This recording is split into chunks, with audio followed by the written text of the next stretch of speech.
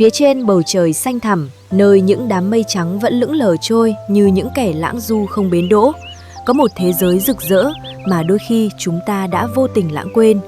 Đó là nơi ngự trị của những đôi cánh, mang trên mình bảng màu diệu kỳ của tạo hóa. Những nhan sắc kiêu sa ẩn hiện giữa đại ngàn hoang sơ, mà có lẽ bạn chưa từng một lần được nghe tên hay nhìn thấy. Chúng không chỉ đơn thuần là những sinh vật bay lượn, mà là những tuyệt tác nghệ thuật sống động, là linh hồn của thiên nhiên hoang dã được nhào nặn qua hàng triệu năm. Ngay sau đây, hãy cùng chúng tôi bắt đầu hành trình khám phá 10 loài chim sở hữu vẻ đẹp sặc sỡ và đặc sắc nhất hành tinh, những vị thần màu sắc của bầu trời.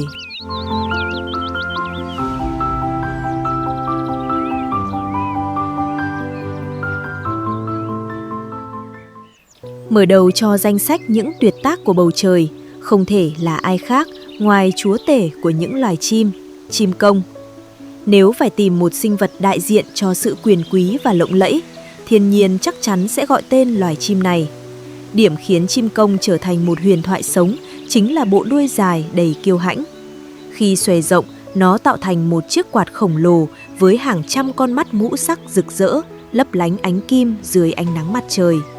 Mỗi chiếc lông vũ là một sự sắp xếp tinh xảo của màu xanh lục bảo, xanh lam và vàng đồng, tạo nên một hiệu ứng thị giác mạnh mẽ mà không một họa sĩ nào có thể bắt chước hoàn hảo. Về nơi ở, chim công thường chọn những khu rừng nhiệt đới hoặc rừng thưa tại khu vực Đông Nam Á để sinh sống. Khác với vẻ ngoài có phần sang chảnh, loài chim này thực chất là những kẻ sinh tồn thực thụ dưới mặt đất. Chúng là loài ăn tạp, thức ăn khá đa dạng từ các loại hạt, quả rừng cho đến côn trùng và thậm chí là cả những loài bò sát nhỏ như rắn. Khả năng săn mồi của chúng cực kỳ nhạy bén nhờ đôi mắt tinh tường và sự cảnh giác cao độ trước những kẻ săn mồi ẩn nấp trong lùm cây. Trong văn hóa của người dân bản địa, chim công không chỉ là một loài vật bình thường. Từ xa xưa, chúng đã được coi là biểu tượng của sự hồi sinh, may mắn và thịnh vượng. Tại Việt Nam và nhiều quốc gia châu Á, hình ảnh chim công gắn liền với tầng lớp vương giả, quyền quý, xuất hiện trang trọng trong các kiến trúc đền đài và trang phục cung đình. Người ta tin rằng sự hiện diện của loài chim này chính là điềm lành, mang lại vượng khí và sự bình an cho vùng đất mà chúng đặt chân đến. Trong hệ sinh thái, chim công đóng vai trò như một mắt xích quan trọng giúp cân bằng số lượng côn trùng và phát tán hạt giống, giữ cho cánh rừng luôn xanh tốt. Rời xa những cánh rừng rậm châu Á, hành trình của chúng ta đưa bạn đến với lá phổi xanh của thế giới, vùng lưu vực sông Amazon vĩ đại. Tại đây, bạn sẽ được chiêm ngưỡng một sinh vật mà người ta vẫn thường gọi là những dải cầu vồng biết bay. Đó chính là vẹt macaw. Nếu chim công mang vẻ đẹp của sự quyền vương, thì vẹt macaw lại là hiện thân của sự phóng khoáng và tràn đầy năng lượng. Với dải cánh rộng và bộ lông mang những gam màu rực rỡ nhất như đỏ thắm, vàng tươi hay xanh rừng đậm, chúng tạo nên một sự tương phản tuyệt mỹ giữa nền xanh ngắt của tán rừng già. Điểm ấn tượng nhất chính là chiếc mỏ vô cùng cứng cáp và sắc lẹm, không chỉ là một vũ khí tự vệ mà còn là công cụ giúp chúng leo trèo và phá vỡ những lớp vỏ hạt cứng nhất một cách dễ dàng. Nơi cư trú của macaw là những tầng cao nhất của rừng nhiệt đới Nam và Trung Mỹ. Mặc dù không phải là loài săn mồi theo cách hiểu thông thường, nhưng macaw lại là bậc thầy trong việc khai phá nguồn thực phẩm. Chế độ ăn của chúng chủ yếu là các loại hạt, quả mọng và trái cây rừng. Có một tập tính sinh tồn cực kỳ thú vị. Người ta thường thấy hàng đàn macaw tụ tập tại các vách đá đất sét để ăn đất. Đây là cách chúng nạp thêm khoáng chất để trung hòa độc tố từ một số loại hạt rừng, một bản năng sinh tồn kỳ diệu mà thiên nhiên đã ban tặng cho loài chim thông minh này.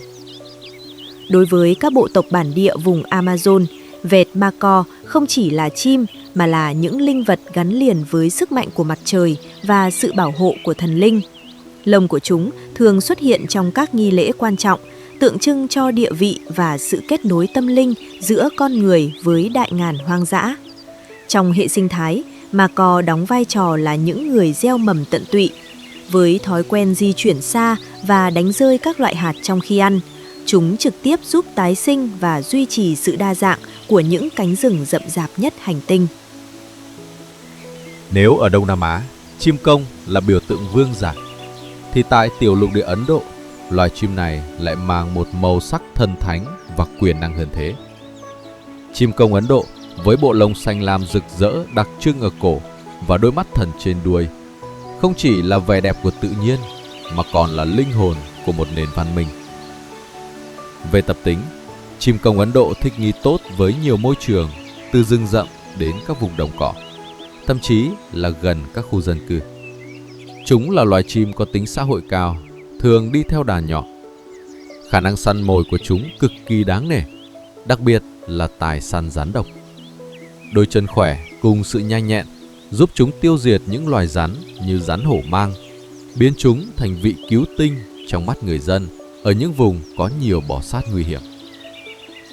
Sự ảnh hưởng của chim công Ấn Độ đối với văn hóa là cực kỳ sâu đậm. Nó được chọn là quốc điểu của Ấn Độ. Trong Ấn Độ giáo, đây là vật cưỡi của thần chiến tranh Kartikeya và là biểu tượng gắn liền với nữ thần trí tuệ Saraswati.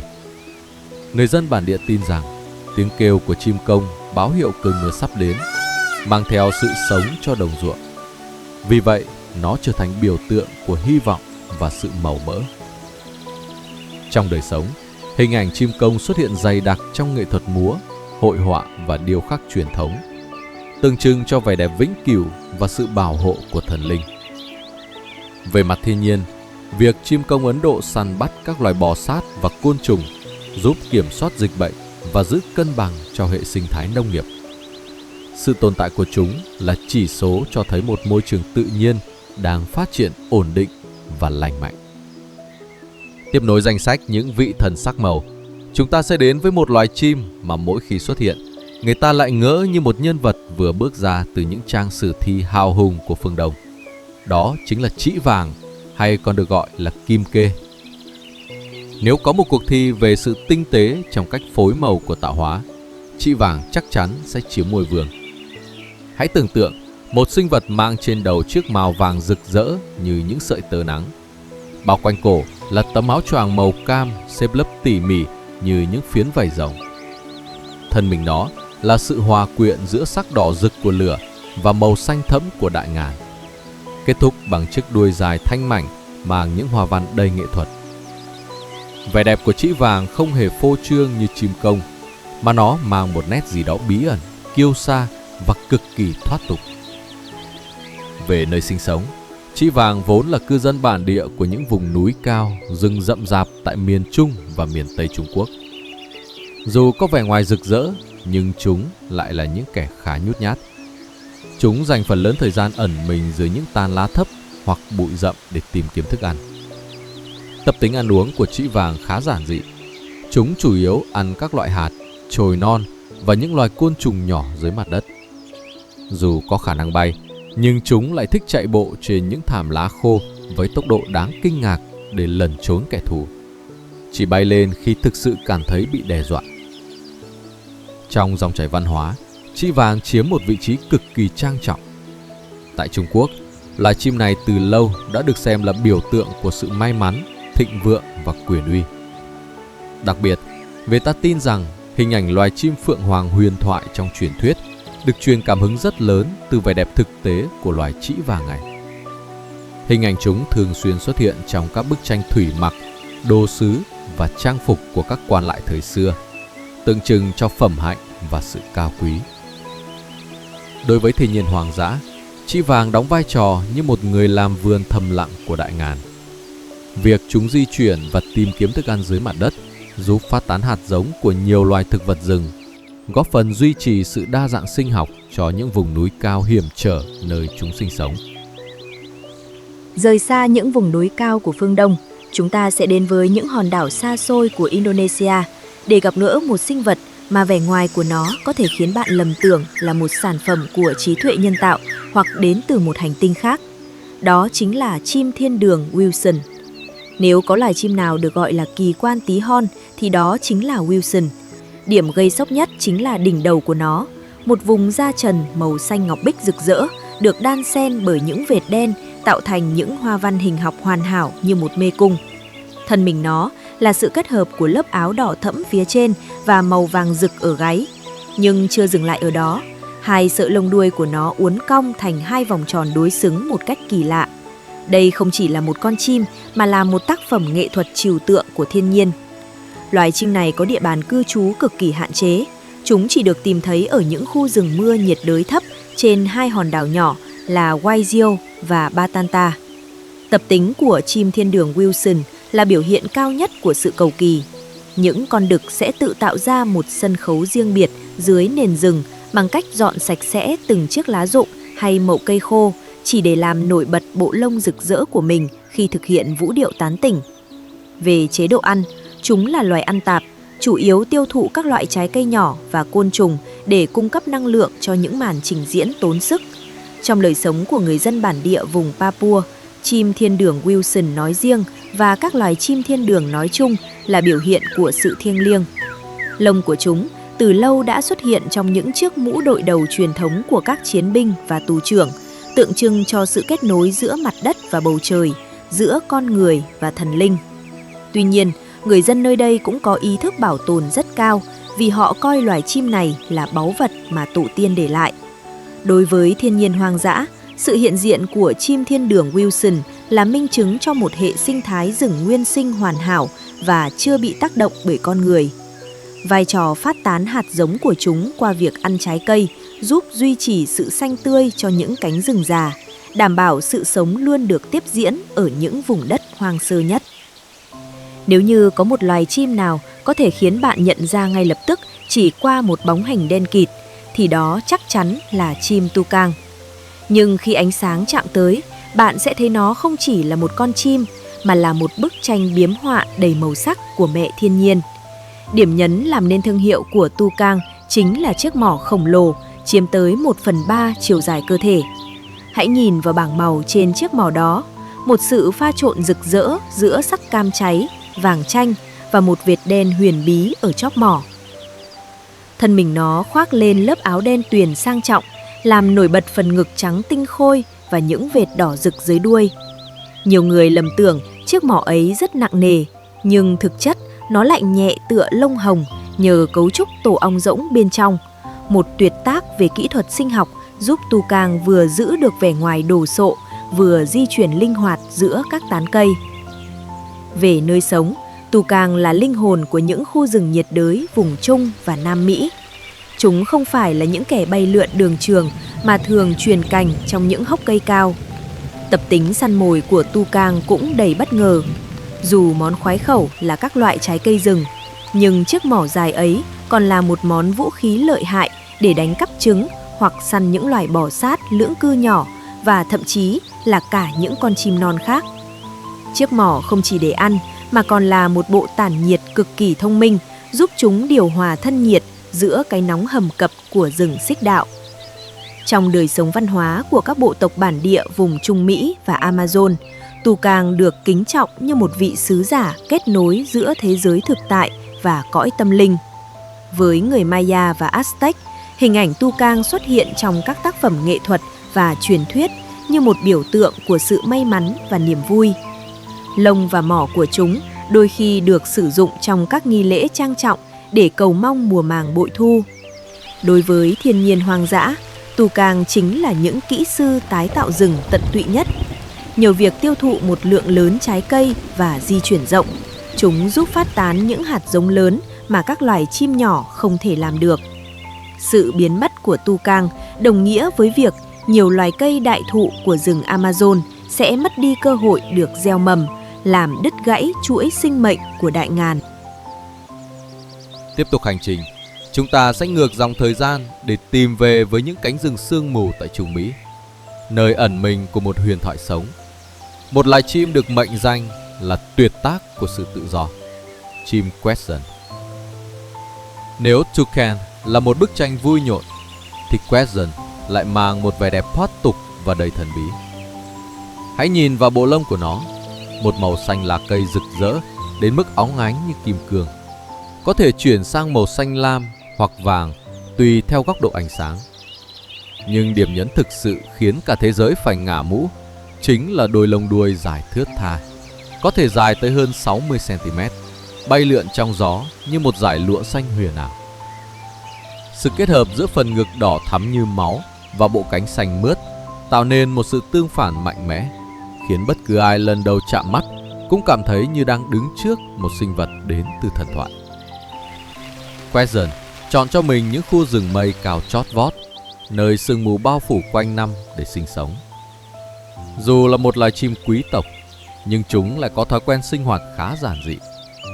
Thức ăn yêu thích nhất của chúng là những quả bơ dại. Nhưng khi cần, Quezon cũng là một thợ săn nhạy bén với các loài côn trùng, thằn lằn hay ếch cây. Chúng thường làm tổ trong các hốc cây mục nát do chim gõ kiến để lại, nơi những đôi lông đuôi dài phải được cuộn lại một cách khéo léo để không bị hư tổn. Nói về tầm ảnh hưởng văn hóa, hiếm có loài chim nào vượt qua được Quezon. Đối với các nền văn minh cổ đại như Maya hay Aztec, Quezon không chỉ là chim mà là hiện thân của vị thần Quetzalcoatl, vị thần rắn lông vũ đầy quyền năng. Lông đuôi của chúng từng được coi là quý hơn cả vàng, chỉ có các vị vua và tư tế mới được phép sử dụng. Một đặc tính khiến Quezon trở thành biểu tượng của lòng kiêu hãnh và tự do chính là niềm tin rằng loài chim này sẽ chết nếu bị giam cầm trong lồng. Chính vì thế, hình ảnh của nó đã xuất hiện trang trọng trên quốc kỳ và là tên đơn vị tiền tệ của Guatemala ngày nay. Trong tự nhiên, Quezon đóng vai trò là một đại sứ xanh của các khu rừng mây. Việc tiêu thụ các loại quả bơ dại và phát tán hạt giống của chúng đi khắp rừng giúp duy trì cấu trúc bền vững của hệ sinh thái vùng cao. Sự tồn tại của Quezon là một lời khẳng định cho sự trong lành và nguyên sơ của những cánh rừng già, nơi mà chỉ những gì tinh túy nhất của đất trời mới được phép tồn tại. Tạm biệt những cánh rừng sương mù Trung Mỹ. Hành trình của chúng ta sẽ đáp xuống những vùng thảo nguyên bao la của lục địa Phi, nơi có sự hiện diện của một loài chim được mệnh danh là viên ngọc quý của Savannah. Đó chính là xả ngực hoa linh lan, hay còn được biết đến với cái tên quốc tế đầy chất thơ, Lilac-breasted Brawler.